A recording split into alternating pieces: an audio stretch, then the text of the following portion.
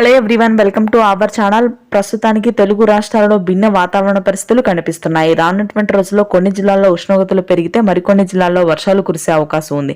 వివరాల్లోకి వెళ్దాం. వర్షాలు ఏ జిల్లాల్లో కురుస్తాయి, వాతావరణ పరిస్థితులను తెలుసుకునే ముందు మీరు ఇంకా మన ఛానల్ కనుక సబ్స్క్రైబ్ చేయనట్లయితే వెంటనే సబ్స్క్రైబ్ చేయండి.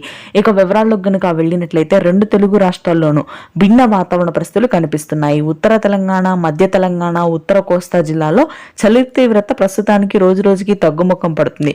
గత వారం రోజులుగా తగ్గుముఖం పట్టిన చలి తీవ్రత రానున్నటువంటి వారం రోజుల్లో మరింతగా తగ్గి ఉష్ణోగ్రతలు పెరుగుతుందని హైదరాబాద్, అమరావతి వాతావరణ కేంద్రం వెల్లడించింది. అయితే శ్రీకాకుళం, విజయనగరం, విశాఖపట్నం అటవీ ప్రాంతాలు, ఏజెన్సీ ప్రాంతాల్లో మాత్రం అక్కడక్కడ తేలికపాటి వర్షపాతం నమోదవుతుంది. ప్రస్తుతానికి బంగాళాఖాతంలో కొనసాగుతున్నటువంటి ఉపరితల ఆవర్తన ద్రోణి ప్రభావంతో మాత్రం ఈ వర్షాలు నమోదవుతాయి. ఉత్తర తెలంగాణ జిల్లాలోని నిజామాబాద్, ఆదిలాబాద్, ఖమ్మం ప్రాంతాల్లో కూడా విస్తరించే అవకాశం ఉంది. ఫిబ్రవరి మొదటి వారం చివరి భాగంలో వర్షాలు నమోదవుతాయి ఈ జిల్లాల్లో.